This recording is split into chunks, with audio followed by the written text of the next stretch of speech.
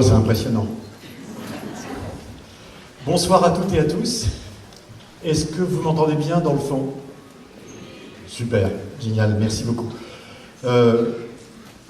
Bonsoir, j'ai le plaisir d'introduire cette conférence exceptionnelle ce soir à Mortagne, organisée par l'association Perche Avenir Environnement, en partenariat avec la ville de Mortagne, au Perche, pour accueillir donc Hubert Reeves, qu'on ne présente plus d'ailleurs, c'est un chômage de présentateurs, dont acte. Mais juste avant de passer la parole à la présidente de Perche Avenir Environnement, Jacqueline Sarem, je voudrais juste dire un tout petit mot. D'abord, un grand merci à Hubert d'avoir accepté d'être parmi nous ce soir. Il est extrêmement sollicité et c'est génial d'être venu dans le Perche, une région que tu as pu découvrir un petit peu cet après-midi, comme ça en se promenant, et qui a pour moi deux choses exceptionnelles quand on vient ou quand on y revient. La première chose, mais ça c'est un tropisme, c'est la qualité du ciel. Vraiment, c'est un endroit où on voit la Voie lactée à l'œil nu, ce qui est quand même quelque chose qui n'est pas si courant que cela. Et à mon avis, on pourrait peut-être imaginer que ça devienne une réserve de ciel étoilé, comme il y en a autour de Toulouse, autour du Pic du Midi plus exactement, et dans le Quercy. Et puis la deuxième chose, c'est l'environnement perchois, qui reste tout à fait exceptionnel, surtout quand on a été ailleurs. Et en même temps, ces deux choses qui sont marquantes, on sait aussi qu'elles sont extrêmement fragiles. Que même si c'est un microcosme, le macrocosme, lui, ne lui ressemble pas nécessairement, et qu'il faut effectivement se mobiliser, se battre pour que cet environnement et ces conditions particulières restent et s'étendent évidemment au reste de la planète. Alors je vais tout de suite passer la parole à la présidente de Perche Avenir Environnement, Jacqueline Sarem. Merci.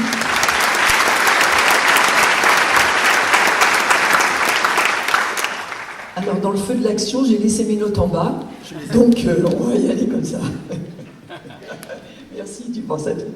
Voilà, alors moi je suis Jacqueline Sarem, je suis donc présidente de l'association Perche Avenir Environnement. Alors, l'association Perche Avenir Environnement, elle a été créée en 2001.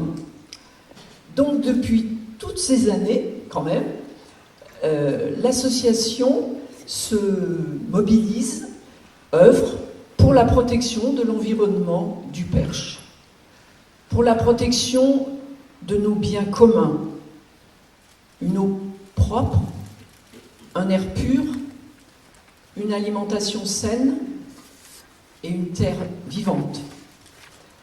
Bien sûr, la biodiversité est aussi une de nos priorités et nous menons beaucoup d'actions pour cela. Comme par exemple, on participe aux enquêtes publiques, aux consultations publiques qui concernent la protection de l'environnement. On participe aux commissions départementales, des commissions techniques départementales et régionales. Nous participons aux commissions du parc naturel régional du Perche. Mais malheureusement, aujourd'hui, j'allais dire force est de constater que ça ne suffit pas. Nous, on trouve que les décisions qui sont prises ne vont pas toujours dans le bon sens. Loin s'en fout. On ne peut pas se contenter des maigres avancées. Il y en a des avancées, mais nous, on trouve qu'il n'y en a pas assez. On voudrait vraiment, nous sommes convaincus, mais vraiment convaincus, que si on n'arrive pas à une véritable sensibilisation des citoyens, suivie d'une mobilisation massive, nous ne pourrons pas peser sur les choix de nos dirigeants. Donc, on a fait ce choix à l'association de miser aussi sur l'information et la sensibilisation. Donc on organise des conférences, pas avec toujours autant de monde que ce soir, mais bon, ça c'est bien. Des conférences, des débats autour des grands enjeux environnementaux actuels. Ce soir, nous avons l'immense privilège de recevoir Hubert Reeves, éminent astrophysicien qui a mis l'univers à la portée du monde, humaniste, militant écologiste engagé, qui par ses livres, ses films, ses conférences, mène depuis des années un combat pour qu'enfin, le monde prenne conscience de l'état de notre planète, particulièrement l'état de la biodiversité, cause chère à M. Reeves, parce que M. Reeves, il est aussi le président, le parrain de l'Agence française pour la biodiversité et président d'honneur de l'association Humanité et Biodiversité. Alors, quel sera l'avenir de la vie sur Terre? Monsieur Reeves, je vous donne la parole. Et encore un grand merci d'avoir accepté notre invitation. Et puis un grand merci aussi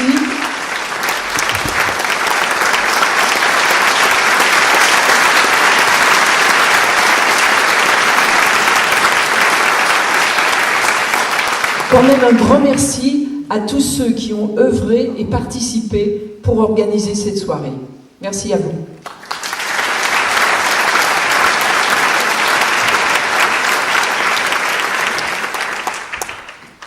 Un jour, j'ai fait une conférence et à la fin de la conférence, j'ai demandé est-ce qu'il y a des questions? Et les gens m'ont dit on n'entendait rien. Inutile de vous dire que je ne peux que vous faire confiance, que s'il y a le moindre problème avec le son, vous me le dites, autrement, on perd son temps, évidemment. Donc, je vous fais confiance. Aujourd'hui, on va parler, justement, qu'est-ce qu'on peut dire sur l'avenir de la vie sur la Terre. Nous sommes tous conscients, en tout cas, qu'il y a des problèmes, que c'est loin d'être évident que la planète va continuer longtemps à être aussi habitable qu'elle l'est maintenant. Nous voyons des gros nuages noirs s'amonceler. Vous en entendez parler tous les jours dans vos journaux, à la télévision, après l'été qu'on vient de passer, tout le monde est inquiet. Donc c'est intéressant de s'arrêter un peu et d'essayer de se dire, mais d'où ça vient? Comment ça se fait qu'on est plongé dans ça? C'est relativement nouveau. Vos grands-parents vous ont jamais dit que l'avenir de la planète, l'avenir de la vie sur la Terre était menaçant quand vous étiez petit. C'est quelque chose de nouveau. Comment ça se fait qu'on se trouve pris dans ce pétrin dont on a beaucoup de difficultés à émerger? J'imagine que vous entendez bien jusqu'à la fin, puisque vous n'avez pas encore protesté. Est-ce que je me trompe? Levez la main, s'il vous plaît, à l'arrière de la salle, si vous entendez bien. Est-ce que vous entendez bien? Oui? Parfait. Non? Quelqu'un a dit non? Non? Bon. Je fais comme si et j'attends vos réactions. Alors, pour essayer de comprendre ce qui se passe, pour réfléchir un peu sur l'origine de cette crise, je vais vous raconter non pas une histoire, mais deux histoires. Une histoire que je vais appeler la belle histoire et une deuxième histoire, après coup, que je vais appeler la moins belle histoire. Parce qu'en même temps, il y a des choses très belles dans notre monde, mais il y a des choses moins belles. Il faut être réaliste, il faut essayer de les comprendre. Alors, la belle histoire, c'est notre histoire. C'est l'histoire de comment nous sommes arrivés à exister sur la planète. comment il se fait que nous soyons ici aujourd'hui, avec notre gros cerveau d'être humain, capable de comprendre qu'est-ce que la science aujourd'hui nous apprend justement sur ce qui s'est passé dans le passé pour que nous soyons aujourd'hui ce que nous sommes avec notre structure, notre capacité de comprendre et de réfléchir. Souvent, je demande aux gens, quel rapport y a-t-il entre l'astronomie et l'écologie? Un rapport simple, c'est de dire l'astronomie, comme toutes les sciences, la biologie, la physique, toutes ces sciences, nous racontent quelque chose de notre passé, nous racontent comment nous en sommes venus à exister.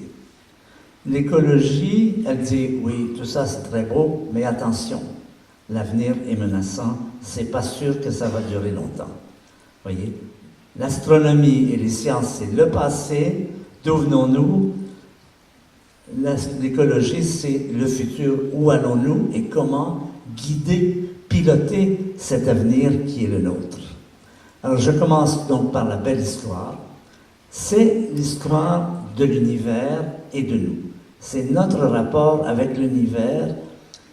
Les connaissances scientifiques aujourd'hui nous ont appris des choses absolument fascinantes sur notre place dans l'univers, c'est-à-dire par quel ensemble de phénomènes mystérieux dans lesquels, vous allez voir, interviennent les étoiles, les galaxies, les planètes, tout cela, ont fait ce que nous sommes.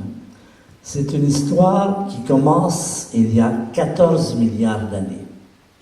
14 milliards d'années, c'est notre histoire. C'est ce qu'on appelle en termes habituels le Big Bang. Alors ne me demandez pas ce qu'il y avait avant, je n'en sais rien. Personne n'en sait rien. Tout ce que nous connaissons sur le passé de l'univers se passe dans les 14 derniers milliards d'années, dont ce qui a fait que nous sommes là. Et il y a une date importante. Pendant longtemps, on a pensé, on a admis, c'est Aristote surtout qui l'affirmait, et comme Aristote, c'était le grand Aristote, on ne questionnait pas ses dires. Aristote disait, l'univers a toujours existé, et il existera toujours. L'univers ne change pas, il est absolument toujours le même. Ça a été la pensée dominante pendant 2000 ans. Mais vers les années 1925, c'est une période où on commence à faire des télescopes vraiment importants. Bien sûr, il y avait des télescopes auparavant, mais c'était des télescopes relativement modestes. À cette période apparaissent des vraiment très gros télescopes. Et ces télescopes nous font découvrir sur l'univers des aspects tout à fait inconnus, et en particulier un homme qui s'appelle M. Hubble, qui est un astronome de cette période, qui a donné son nom à la station spatiale. Vers 1925, vous allez voir ici M. Hubble en train de regarder dans son télescope. Vous voyez que c'est vraiment un instrument important qui lui permet de voir au-delà des étoiles, si on peut dire, jusque dans le domaine de ce qu'on appelle des galaxies. Pour ceux d'entre vous qui n'êtes pas familiers avec ce qu'est une galaxie, en voici une belle image. Une galaxie, c'est un ensemble d'étoiles, c'est des centaines de milliards d'étoiles comme le Soleil qui tournent autour d'elles-mêmes. Hubble observe avec son télescope, il peut regarder les galaxies, Des galaxies, il s'aperçoit qu'il y en a beaucoup et qu'un des éléments importants... Alors, il apporte deux choses nouvelles, Hubble. D'abord, sur la dimension de l'univers. Sur la dimension de l'univers, on vivait depuis longtemps dans l'idée que l'univers, c'était le Soleil, la Lune, quelques étoiles, quelques planètes, et il s'aperçoit que l'univers, c'est vraiment gigantesque. L'univers, il est fait de galaxies comme cela. Ces galaxies, c'est à peu près comme les briques de l'univers. Notre univers, c'est comme un îlot, pas un îlot, un archipel de galaxies. Et il découvre qu'il y en a beaucoup. Aujourd'hui, on sait, je vais vous montrer un document qui vous montre de quoi ça a l'air l'univers dans ses plus grandes dimensions. Peut-être on peut réduire un peu l'éclairage parce que les images sortent beaucoup mieux si Est-ce qu'on peut réduire l'éclairage? Bon, oui, encore, vous voyez, ça change. Continuez encore. Voilà, très bien comme ça, c'est très bien. Là, vous les voyez beaucoup mieux. Donc, notre univers, c'est un archipel de galaxies, et voici une image de quoi ça a l'air l'univers. Eh bien, voyez. Ce que vous voyez dans cette image, chaque petit point est une galaxie comme celle que vous avez vue tout à l'heure. Des galaxies, il y en a également des milliards. Nous prenons conscience des dimensions gigantesques du cosmos vers le début du XXe siècle, mais Hubble, pardon, s'il vous plaît, pas de flash, c'est très dur pour les yeux. Mais Hubble apporte donc deux éléments nouveaux. Il nous révèle la dimension gigantesque du cosmos, mais il nous apporte une autre information qui est tellement stupéfiante que lui-même n'y croira pas. Ce sont ses étudiants qui l'ont rassuré. Hubble, donc, avec son télescope, regarde les galaxies, et qu'est-ce qu'il peut faire? Il peut mesurer leur distance et mesurer leur vitesse, c'est-à-dire savoir si elles s'approchent de nous ou si elles s'éloignent de nous. Au départ, qu'est-ce qu'il pensait? Il pensait qu'il y en a qui s'approchent, il y en a qui s'éloignent. C'est pas ça du tout qu'il découvre. Il découvre quelque chose de tout à fait étonnant, c'est que toutes les galaxies du ciel, à part quelques rares exceptions, s'éloignent de nous, s'éloignent de notre galaxie. Ça, c'est la grande découverte qu'il fait. Les galaxies ne sont pas fixes dans le ciel, elles sont en mouvement, et c'est un mouvement qu'on va appeler l'expansion. Vous voyez, j'ai représenté ici, sur cette maquette, j'ai mis l'œil de M. Hubble ici. Chaque petit point est une galaxie. Les flèches, petite vitesse, grande flèche, grande vitesse. Nous vivons dans un univers qui est en expansion. Ça, c'est une découverte qui va changer, qui va affecter toute la pensée humaine, toute la philosophie humaine. Pourquoi? Parce que ça nous dit quoi? Ça nous dit que dans le passé, les galaxies étaient plus rapprochées, que dans le futur, elles seront plus loin. C'est-à-dire, l'univers a une histoire. Nous vivons dans un univers qui a une histoire, qui a un passé, qui a un futur. Vous voyez, les deux grandes découvertes que fait M. Hubble, la dimension gigantesque et ce mouvement global de l'univers. Alors, attention, ne croyez pas, parce que j'ai mis cette image comme ça, que nous soyons le centre du monde. Ça n'est pas vrai. Nous ne sommes pas le centre du monde. N'importe qui, sur n'importe quelle galaxie, verrait la même chose autour de lui. L'univers est en expansion, il a une histoire, et nous faisons partie de cette histoire. Nos vies sont des chapitres d'une histoire qui commence il y a 15 milliards d'années, 14 milliards d'années. Ça, c'est les points importants.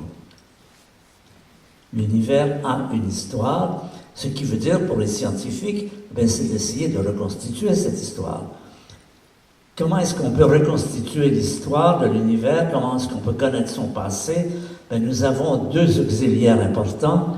Nous avons l'astronomie, qui nous permet de regarder le ciel tel qu'il est, avec des télescopes toujours de plus en plus puissants, et aussi par le fait que l'univers a des lois qui gouvernent la matière, et l'important c'est de découvrir quelles sont ces lois, et ça c'est la physique.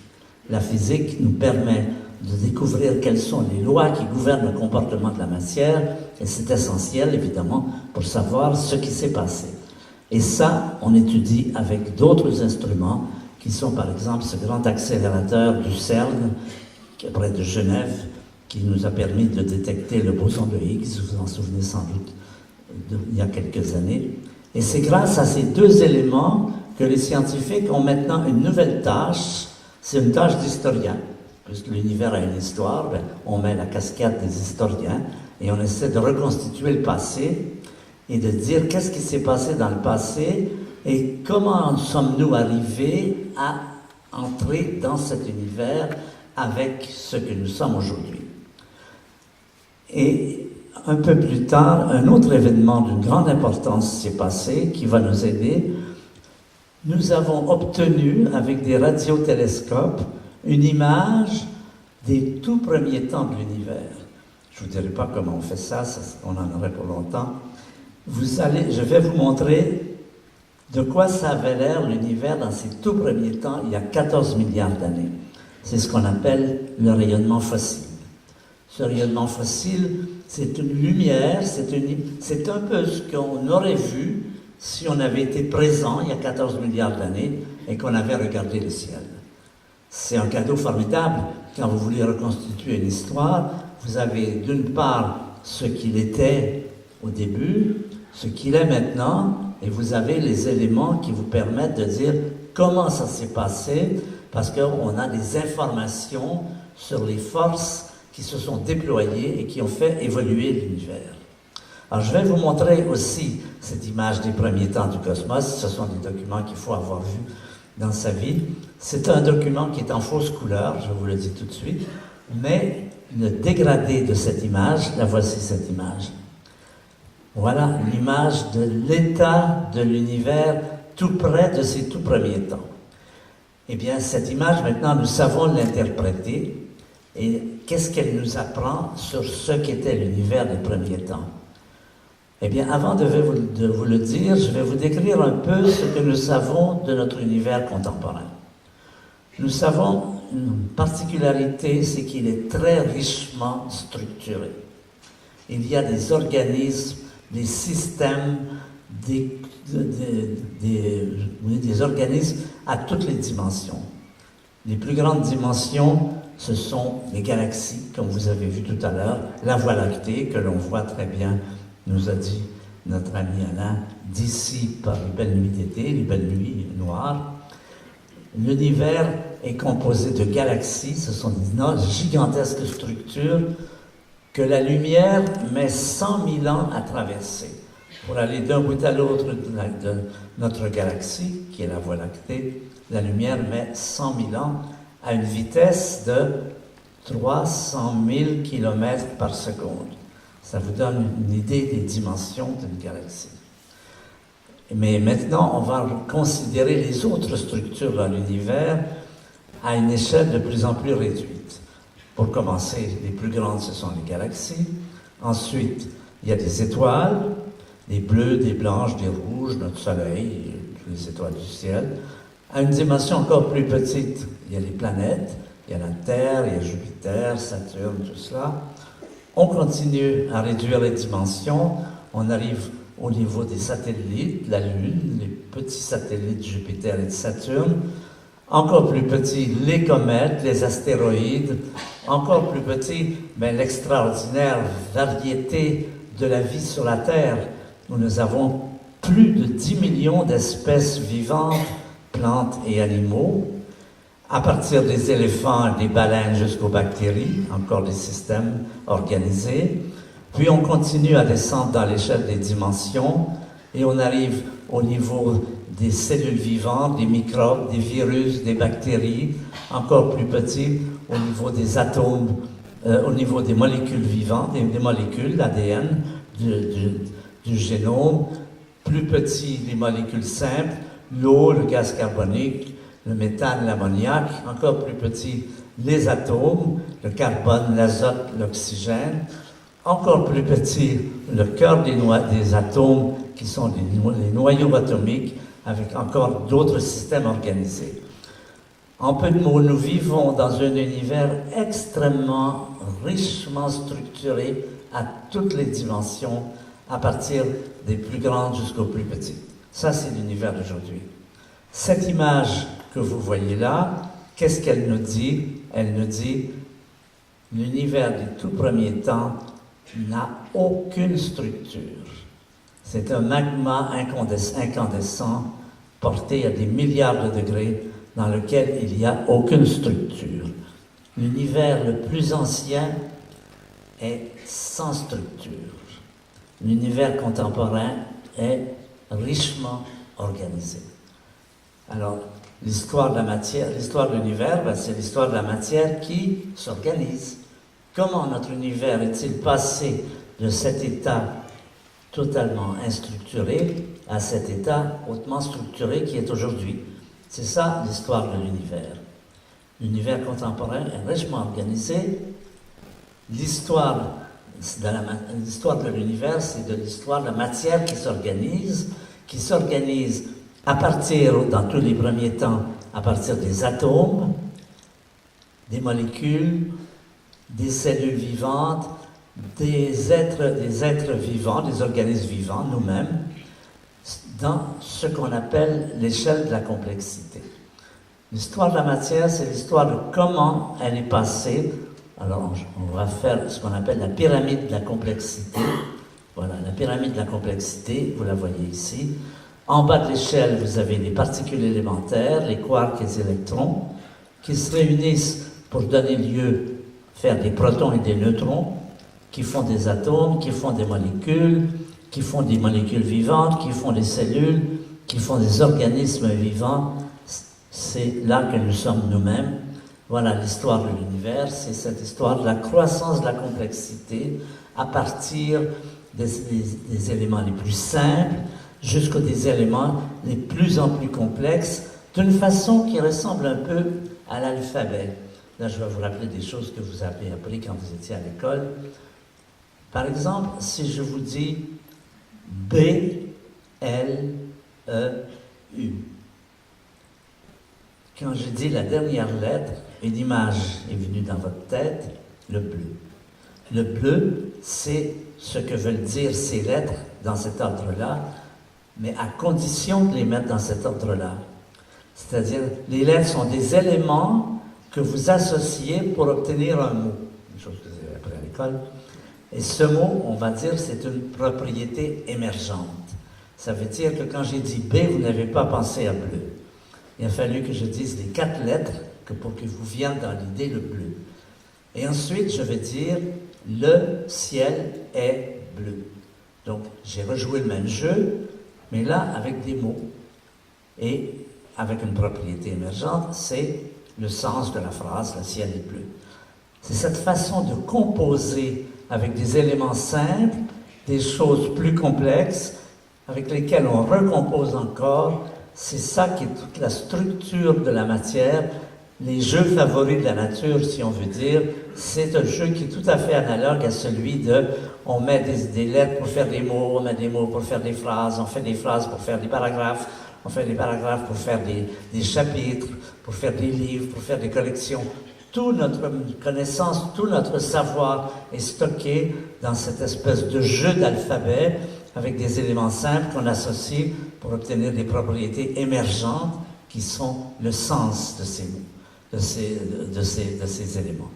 Et notre univers est bâti de la même façon, il est construit de la façon qui est, on commence par des particules élémentaires avec lesquelles on fait des atomes, avec lesquelles on fait des cellules, avec lesquelles on fait des biocellules, avec lesquelles on fait des organismes. Et votre corps humain, là je vais vous proposer un petit exercice qui va être le petit exercice suivant. Je vous propose de fermer les yeux et de dire « j'existe », de prendre conscience de votre existence.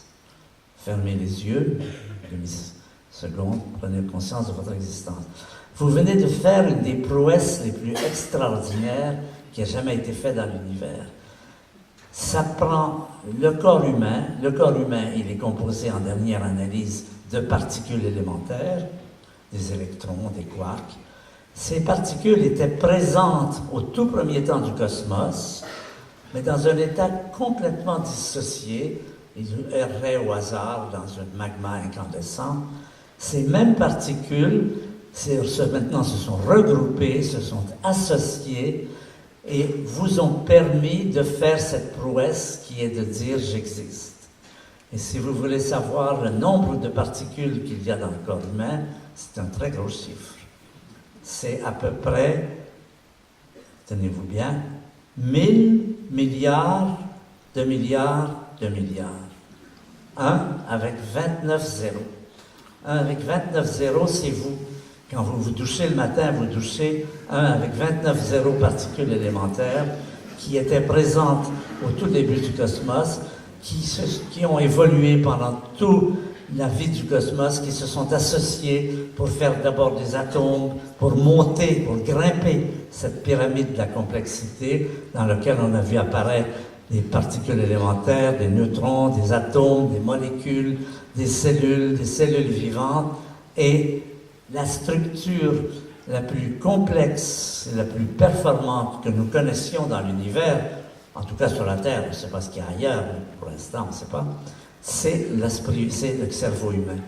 Nous avons cette chance inouïe d'avoir cette structure la plus évoluée, la plus fantastique, qui est capable d'atteindre la capacité de dire j'existe. Vous voyez, c'est ça qui nous replace dans l'histoire de l'univers, c'est la belle histoire. Une belle histoire dans laquelle, par étapes successives, cette matière suit structurée. Alors, je vous dis tout de suite, là, je ne fais pas d'interprétation philosophique ou religieuse, c'est pas mon sujet. Chacun a son interprétation sur ce que ça veut dire, sa philosophie, chacun a sa philosophie de la nature.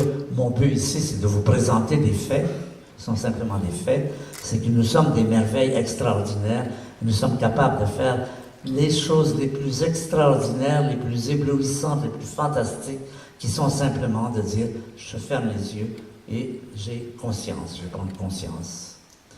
Et je vais vous montrer maintenant quelques belles images qui vont vous montrer quels sont les hauts lieux où ce que nous sommes a pu être construit progressivement par étapes successives. Alors voici par exemple la Voie lactée. La Voie lactée, donc on a vu, on la voit très bien d'ici.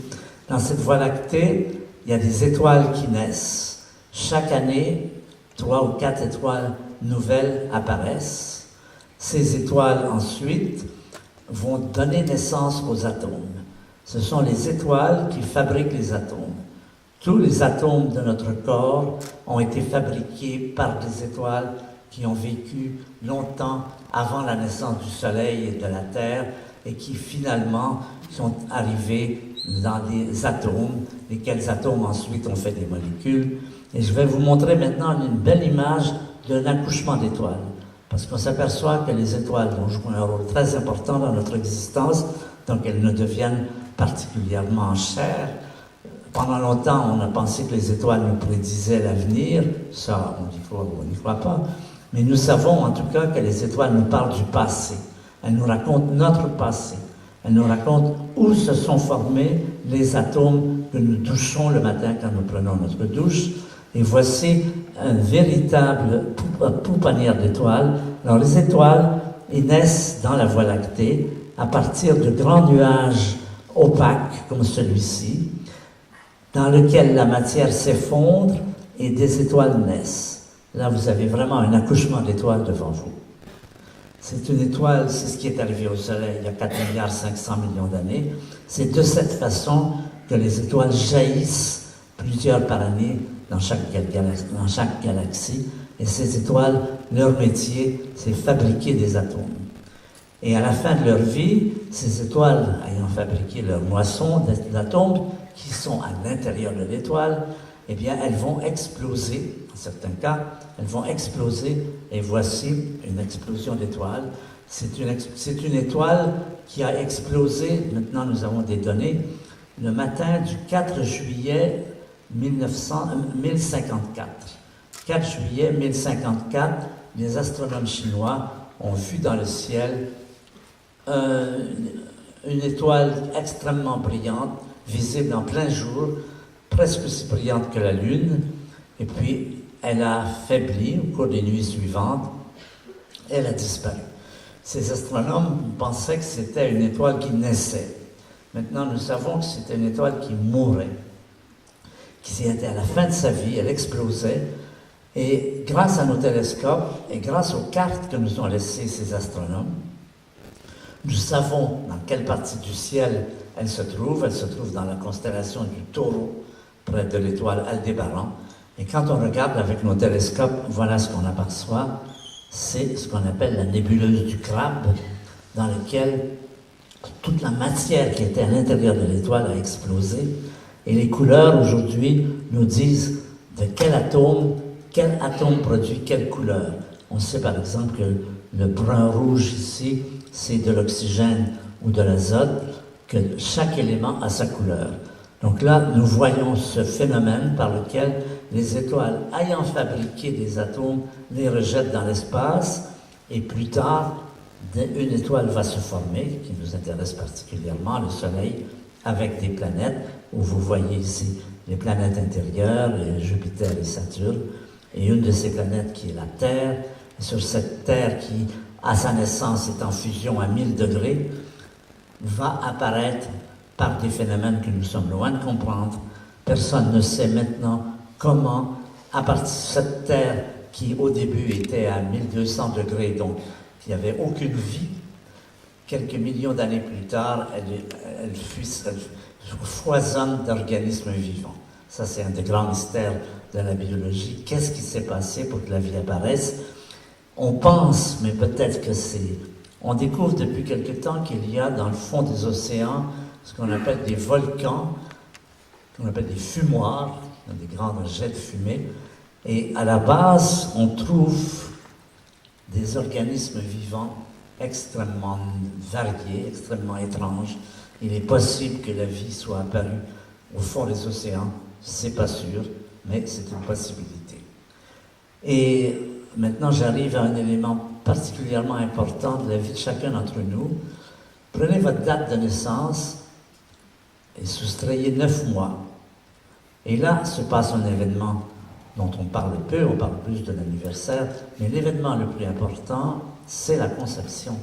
C'est le moment où dans le ventre de votre maman se passe ceci, des spermatozoïdes apparaissent et vont à l'assaut d'un ovule, et c'est là que nous entrons dans l'existence.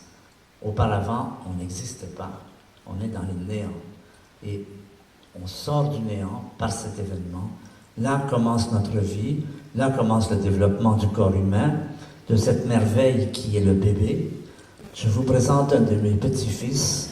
J'aime beaucoup cette photo parce qu'on voit briller dans ses yeux l'intelligence de cet enfant qui potentiellement va devenir quelqu'un qui va pouvoir se poser des questions. Et je reviens à ce que je vous ai dit tout à l'heure. La plus grande prouesse, c'est quand vous fermez les yeux et que vous dites « j'existe ».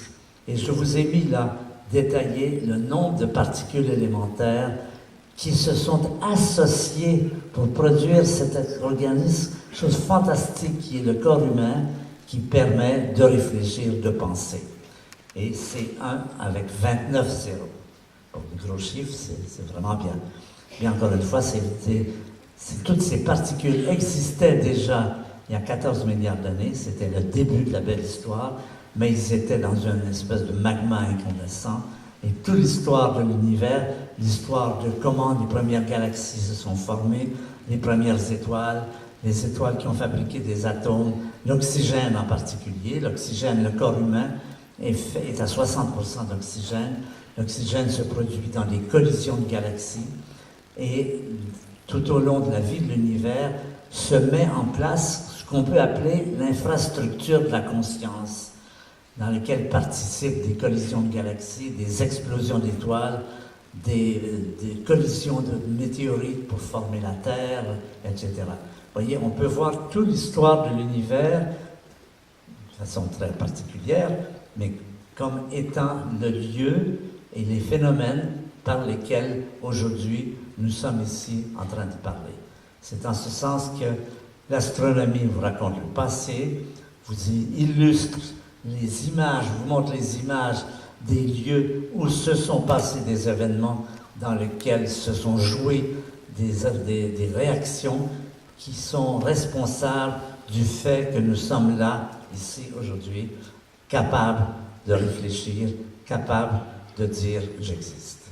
Vous voyez, c'est une belle histoire. C'est important parce que les gens souvent se méprisent, disent « ah, c'est rien du tout, le corps humain, c'est rien du tout ». C'est faux. Le corps humain, c'est une merveille fantastique. Il n'y a rien de plus fantastique dans l'univers, à notre connaissance, peut-être qu'il y en a, mais on ne sait pas, que le corps humain. Et ça, c'est important pour se sentir bien dans sa peau. Nous avons beaucoup de chance d'être nés, d'être dans l'univers, d'être présents ici. Bon, tout ça c'est très beau, mais maintenant il faut que je vous raconte la moins belle histoire, bien sûr, parce qu'on ne peut pas s'en tenir à toujours se raconter des belles histoires. Il faut aussi se raconter... Ah, celle-là, elle est beaucoup plus récente. La première, elle a 14 milliards d'années. La seconde, elle a à peu près 3 millions d'années. 3 millions d'années. C'est un moment où arrive quelque chose qu'on comprend très mal ici. Ça se passe sur la Terre, cette fois. Un animal reçoit, là je mettais entre guillemets, reçoit de la nature, toujours des guillemets, un cadeau extraordinaire qui est simplement l'intelligence. Qu'est-ce qui s'est passé exactement? Personne ne le sait, très bien. Un animal, alors le voilà, cet animal, vous le voyez, c'est lui. Pourquoi lui? Pourquoi un chimpanzé? Pourquoi à cette période, on sait que cet animal, tout d'un coup, en un temps rapide, à l'échelle mondiale, comment cet animal est devenu soudainement beaucoup plus intelligent que tous les autres animaux autour de lui.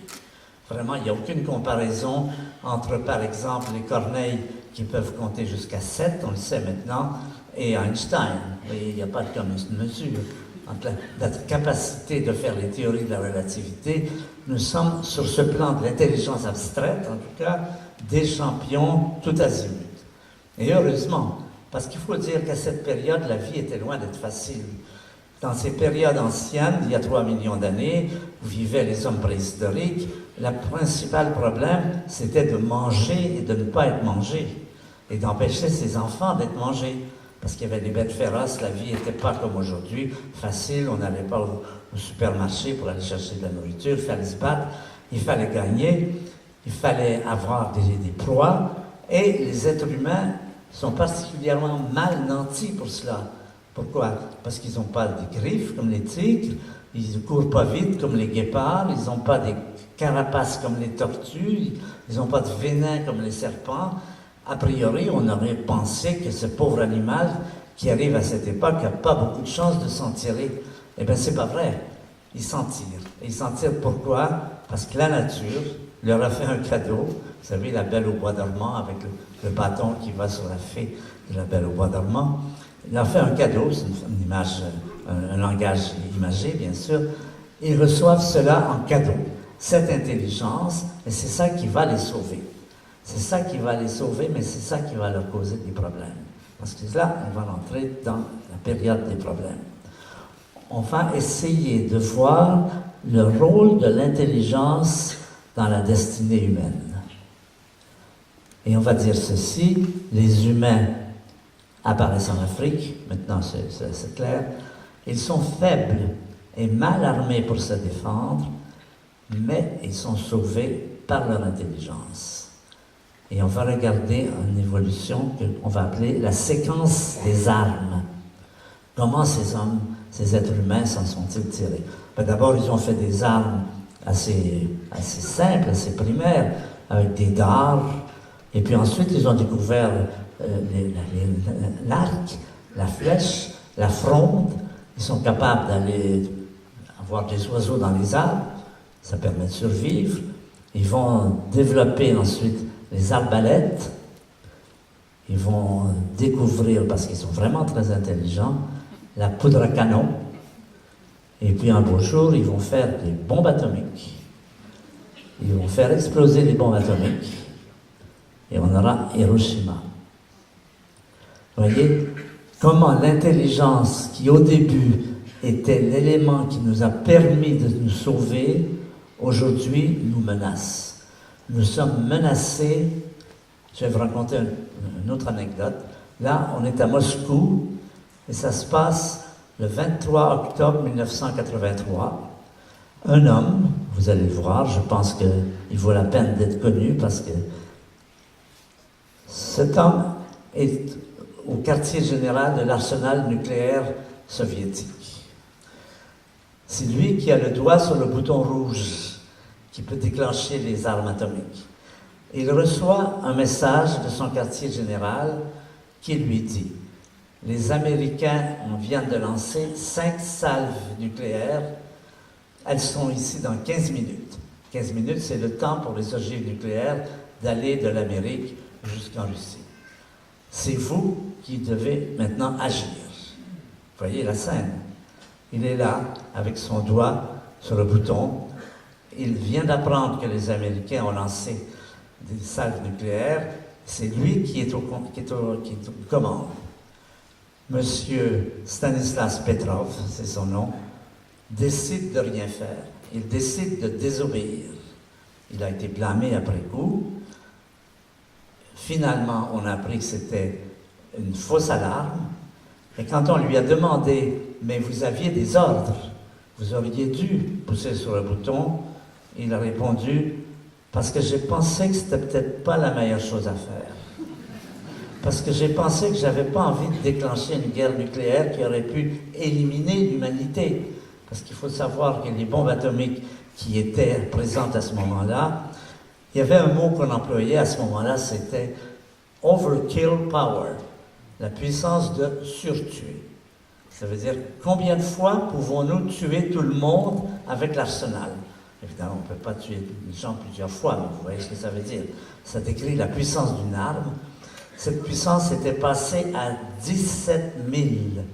Il y avait de quoi tuer tout le monde 17 000 fois. Monsieur Petrov nous a sauvés parce qu'il a réfléchi, parce qu'il s'est dit « j'ai pas envie de déclencher une guerre nucléaire qui peut éliminer l'humanité ». Il faut tirer les leçons de ces choses-là. Ces leçons, ça nous montre combien nous sommes maintenant fragiles et nous pouvons être facilement éliminés. Et nous avons bien failli d'être éliminés. Pourquoi?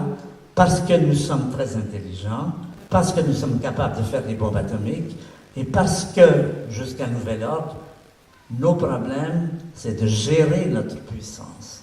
En résumé, tout notre problème écologique se résume là, en quelques mots, je dirais, c'est nous sommes surpuissants, nous sommes capables de faire des machines qui sont capables de couper des arbres à une vitesse ou des haies fantastiques, mais jusqu'ici, nous avons des problèmes à gérer cette puissance et nous sommes venus bien près de nous faire exploser.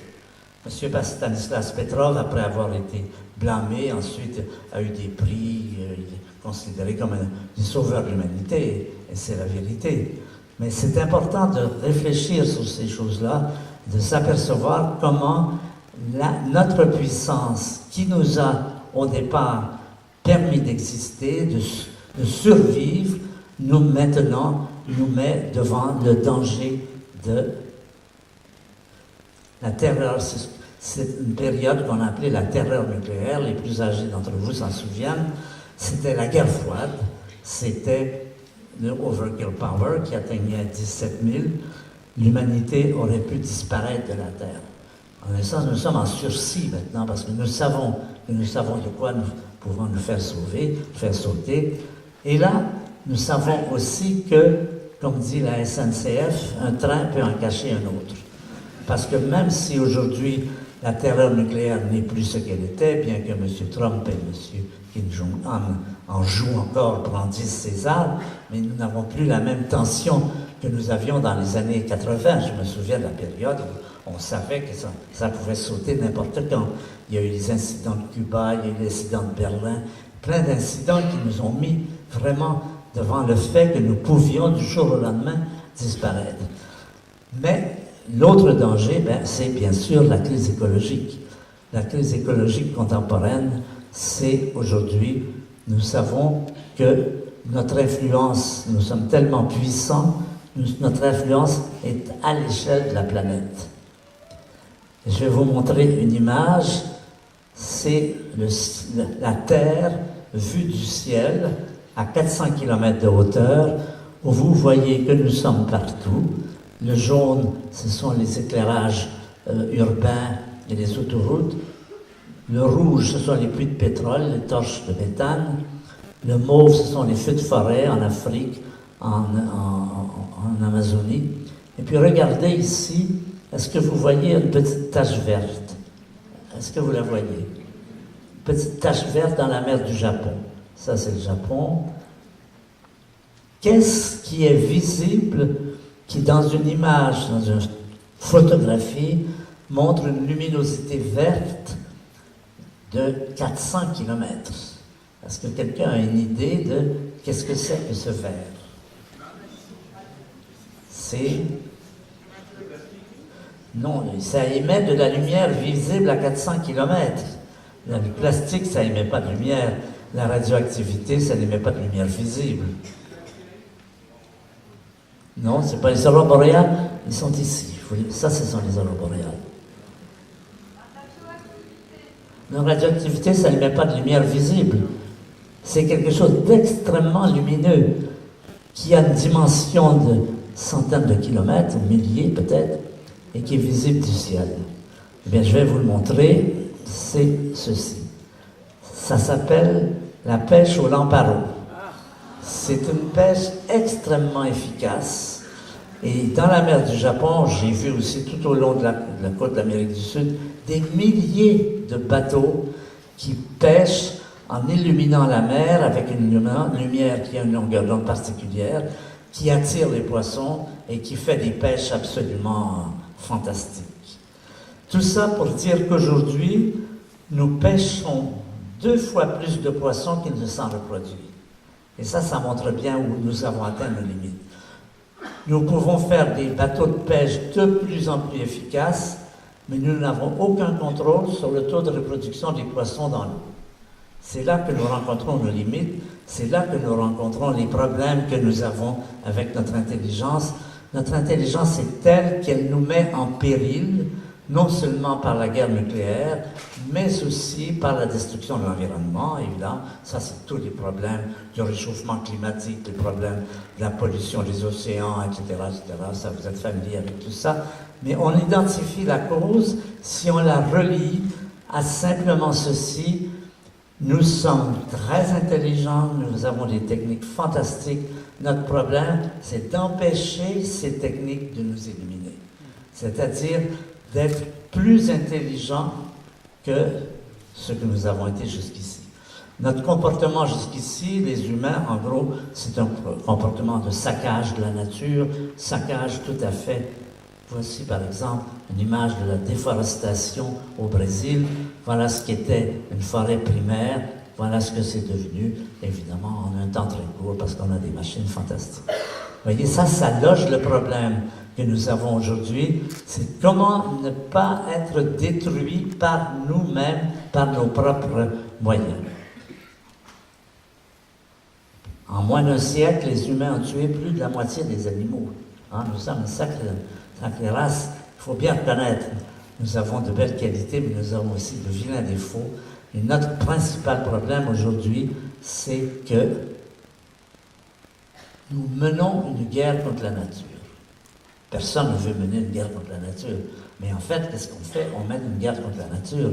Là, vous voyez un hélicoptère qui répand des pesticides. Vous avez la destruction des haies. Vous avez tous ces éléments que vous voyez tous les jours qui expriment ce qui est. Nous menons une guerre contre la nature. Comment allons-nous essayer de nous en tirer?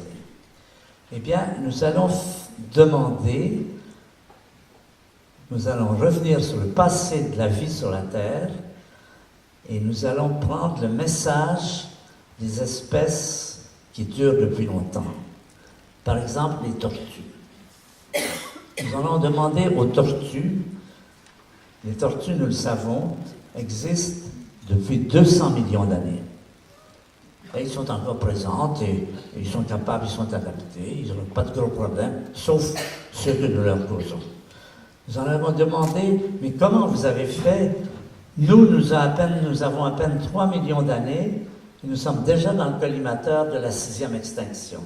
Racontez-nous comment vous avez fait pour durer aussi longtemps. Mais on pourrait le demander aux méduses, on pourrait le demander à tous ces animaux qui ont subi des quantités de catastrophes sur la Terre, avec des phénomènes géologiques, minéralogiques, etc., climatologiques. Et pourtant, ces espèces durent encore. Quel est votre secret? Eh bien, les tortues vont nous répondre ceci. Donc, les humains ont 3 millions d'années. Ils sont déjà dans le collimateur de la 6e extinction. Et les tortues, dans leur langage, vont nous répondre ceci. Les espèces qui durent sont celles qui savent vivre en harmonie avec la nature, qui savent prendre et donner, qui savent s'intégrer dans un écosystème, ce que jusqu'ici nous sommes nuls. Nous ne sommes jamais intégrés dans un écosystème. Nous traitons la nature comme si nous pouvions l'exploiter autant qu'on peut, et c'est bien ce qui nous encombre aujourd'hui. C'est ce qui nous met en problème.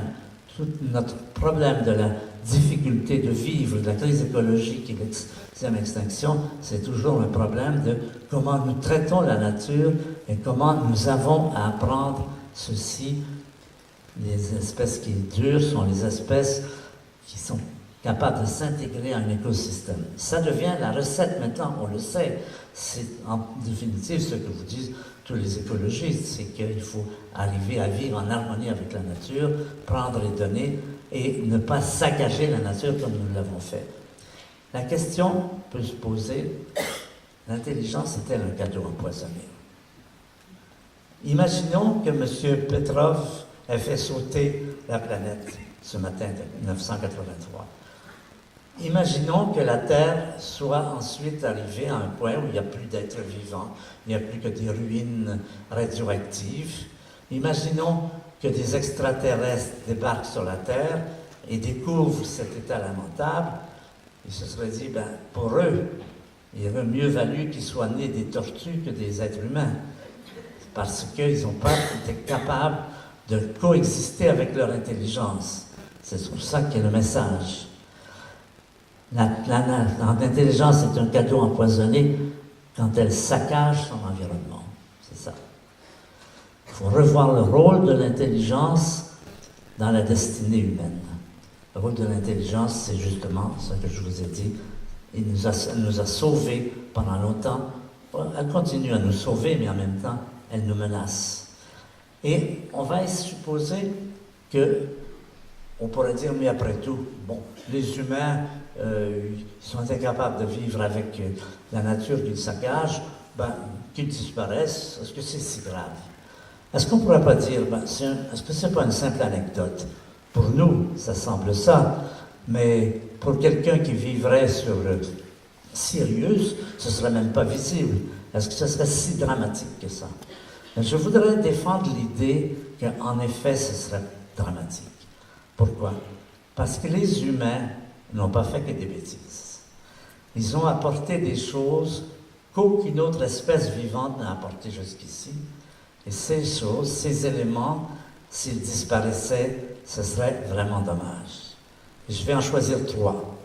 Je vais choisir 3 éléments que notre espèce est la seule à pouvoir apporter.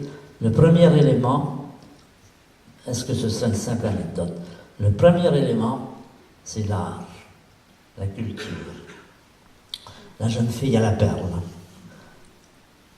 Mozart, Beethoven, Bach, tous vos musiciens favoris, qui disparaîtraient. Vous imaginez bien que les termites n'épargneraient pas les Stradivarius. Ça disparaîtrait, puis la vie continuerait, mais quel dommage, avec toute la richesse que cet art, la musique, la poésie, la littérature, la peinture ont apporté. Donc, premier élément, les termites n'épargneraient pas Stradivarius. Deuxième élément, c'est la science. Évidemment, nous sommes la seule espèce qui a été capable de découvrir les lois de la nature, qui a été capable de découvrir l'histoire de l'univers. Aucun animal n'a jamais vu une galaxie, une belle image comme celle-là. Aucun animal n'a jamais regardé dans un microscope pour voir la vie microbienne. Tout cela, ce sont des inventions de l'humanité qui ont élargi la connaissance au point où elle est maintenant. Donc, 2 éléments. D'abord, l'art, culture, la science. Le troisième, pour moi le plus important, je vais vous le décrire avec une petite scénette. Il s'agit d'un nid d'oiseaux dans lequel il y a 4 oisillons. 2 sont malades, 2 sont en santé. Les parents oiseaux nourrissent les oisillons en santé et laissent mourir les oisillons malades. Pourquoi? Ben, les biologistes vous expliquent, c'est que si les oisillons sont en santé, ils ont plus de chances d'avoir des gènes pour la reproduction en meilleure santé que des oisillons malades. Donc si on a à choisir pour le bénéfice de la lignée, il vaut mieux d'abord aider les oisillons en santé. Et s'il n'y a pas assez de provisions, laisse mourir les oisillons malades. C'est comme ça dans la nature. Maintenant, on va prendre une famille humaine. Vous avez 2 enfants, un enfant malade et un enfant en santé. Ben, vous le savez, les parents vont s'occuper surtout de l'enfant malade, peut-être plus que de l'enfant en santé, ce qui n'est pas logique dans la logistique des gènes, parce que pour poursuivre l'humanité, qu'une humanité se poursuive sur la Terre, il vaudrait mieux nourrir l'enfant malade, l'enfant en santé, pas l'enfant malade. Qu'est-ce qui s'est passé entre-temps? Là, les biologistes vous l'expliquent. C'est que dans l'évolution, il est apparu chez les êtres humains, et aussi chez certains animaux, semble-t-il, le fait que nous souffrons de voir les autres souffrir. Nous appelons ça la compassion.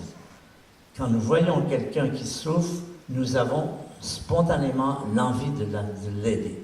C'est ça qui a donné naissance à la Croix-Rouge, c'est ça qui a donné naissance à Amnesty International. Toute la médecine, tous ces efforts de médecine, des hôpitaux et tout, c'est toujours sur cette pulsion humaine qui est apparue. Personne ne sait très bien comment, mais nous sommes faits comme ça. Et comme je vous ai dit, aujourd'hui, on découvre des cas de comportement altruiste, comme on dit, chez certains animaux. Pas chez tous. Les lions, quand ils voient des gazelles malades, c'est pas pour les soigner. C'est particulier à nous et à d'autres animaux. Donc, 3 éléments, l'art, la culture, la science et la compassion, qu'il faut, que ça vaut la peine de s'activer pour que l'humanité ne disparaisse pas par sa propre faute, mais qu'elle puisse continuer à développer ce qu'elle a toujours fait, ces éléments de connaissance, de compassion et de créativité. Je vais terminer en vous parlant d'un élément très positif qui se passe, ce qu'on appelle le réveil vert. Le réveil vert, c'est le moment, à quel moment est-ce que les êtres humains ont commencé vraiment à prendre conscience des problèmes de préserver la nature. Ça fait longtemps que les humains sont conscients que leurs collègues, leurs confrères se comportent très mal. On a des textes de Pythagore, il y a 2000 ans, qui n'en finit plus de stigmatiser les gens autour de lui qui maltraitent les animaux, qui ont des comportements très brutaux. Mais pendant des milliers d'années, c'est resté à l'état de « on déplore ». Le moment où des êtres humains décident que, non satisfaits de simplement déplorer, ils décident de faire quelque chose, les premières manifestations que l'on a ne sont pas très récentes, mais non plus très anciennes. C'est vers 1875 aux États-Unis. Ça se passe à une période où on vient d'éliminer, d'exterminer 60 millions de bisons, où on attrape 50 000 baleines par année et on prévoit que les baleines vont très bientôt être éteintes. Un groupe de gens en Californie décide d'agir et d'agir d'une façon concrète pour préserver la nature, c'est-à-dire en faisant des lois. Et ça se passe donc en Californie, ça donne lieu aux premiers parcs naturels qui sont évidemment Yellowstone, Yosemite, le Sierra Club, c'est les tout premiers écologistes qui vont à Washington pour obtenir des lois, pour préserver la nature. Donc, les événements, donc c'est en Californie, vers 1880-90, les premières associations pour la préservation de la nature, les premières législations, les premiers parcs animaliers, et ensuite ça se répand en Europe un peu partout. Et voilà encore un des héros, j'aime bien présenter, des héros plus connus de l'humanité. Après présenter M. Stanislas Petrov, voici John Muir. John Muir est un des premiers à avoir combattu pour avoir des législations, des actions qui puissent préserver la nature, et c'est un des pionniers de tous les mouvements écologistes. Il est peu connu, je pense qu'il mériterait d'être mieux connu. Donc l'historique de la préservation de la nature, la conférence de Rio en 92, Johannesburg, Copenhague en 2012, Paris 2015, tout ça ce sont des étapes d'un mouvement qui prend de la puissance maintenant, qui devient de plus en plus puissant, qu'on sent se développer et qui donne de l'espoir que l'humanité peut-être a un avenir, que l'humanité ne va pas se laisser aller à son sport favori qui est de tout détruire et de se détruire elle-même. Alors j'aime aussi parler d'autres personnes qui ont joué des rôles importants. Voilà une personne qui a joué un rôle important, elle s'appelle Madame Rachel Carlson. Elle a écrit dans les années 1960, je m'en souviens, un livre qui s'appelait The Silent Spring, le printemps silencieux. C'est une période où on répandait du DDT chaque fois qu'il y avait des moustiques quelque part, et on était envahi de moustiques, donc de DDT, et elle a écrit ce livre qui disait « Le DDT, ça tue les moustiques, mais ça tue aussi les oiseaux, et si on continue comme ça, nous aurons un printemps silencieux. » Elle est allée voir Kennedy, le président des États-Unis, et là aussi, pour faire interdire le DDT, ce qui était le cas. C'était le début des grandes campagnes pour essayer de contrôler les produits chimiques que nous retrouvons aujourd'hui dans tous les problèmes de pesticides. Une autre personne importante, c'est le commandant Cousteau. Le commandant Cousteau, c'était une période où le CEA, ici en France, déversait des eaux radioactives dans l'océan, en disant l'océan c'est grand. Et c'est Cousteau qui a été le premier à protester et à obtenir qu'on cesse de déverser de la radioactivité. Ce sont des éléments historiques qui sont importants. Se rendre compte qu'on est dans un grand mouvement aujourd'hui pour préserver la nature. Et donc, on a mentionné tout à l'heure, moi je fais partie d'un mouvement qui s'appelle Humanité et Biodiversité. Humanité et Biodiversité, justement, notre association travaille dans ce sens. Et là, je vais vous faire une proposition à chacun d'entre vous. Nous avons besoin d'adhérents. Les associations ne sont puissantes que lorsqu'ils ont des adhérents. Et si vous devenez adhérent, vous avez la possibilité d'entrer dans un réseau qui s'appelle le réseau des Oasis Nature, c'est-à-dire la possibilité de devenir actif, pas simplement passif en déplorant les comportements des êtres humains, mais actif. Alors, les Oasis Nature, si vous avez un terrain, petit ou grand, balcon ou forêt, vous rejoignez ce réseau et vous vous engagez à ce que chez vous, en tout cas, on va préserver la nature, on va faire ce qu'il faut. Vous savez ce que ça veut dire, éviter les pesticides, éviter la chasse à courre, ne faire que des choses raisonnables. Et ça a un intérêt important parce que vous vous sentez actif. Psychologiquement, c'est très important de se sentir hors de cette morosité universelle que l'on rencontre maintenant. Et nous avons maintenant plusieurs centaines d'oasis nature au Canada, en Belgique, en France, où des gens s'engagent que chez eux, on va faire ce qu'il faut pour préserver la nature. Donc voilà, mon message pour aujourd'hui, c'est ça. Attention à l'intelligence humaine, c'est explosif, ça peut nous éliminer, mais il faut réussir à ce que l'intelligence ne nous élimine pas, à ce que la vie continue sur la Terre, à ce que la planète reste habitable. Je crois qu'il y a un avenir possible. Ça va être difficile, il va y avoir des bouleversements très importants, mais il faut garder, non pas, personne ne peut prévoir l'avenir. Comment sera cette planète dans 50 ans? Personne n'en a la moindre idée. Ça pourrait être bien pire. Si vous voulez voir les endroits où c'est bien pire, vous allez à Delhi, en Inde, par exemple, dans quelques mégalopoles, vous allez voir ce que peut être la vie dans des pays où la vie est invivable, où les enfants ne savent pas que le ciel est bleu, où les enfants ont tous des maladies cardiovasculaires ou respiratoires, mais ça pourrait être beaucoup mieux. L'avenir est inconnu. Il ne faut pas se fier aux semeurs d'alarme qui disent « Ah, dans 2 ans, c'est foutu. Ah, dans 50 ans, c'est foutu. » Personne ne connaît l'avenir. La réalité a beaucoup plus d'imagination que nous. Tout dépend des décisions que l'on prend maintenant.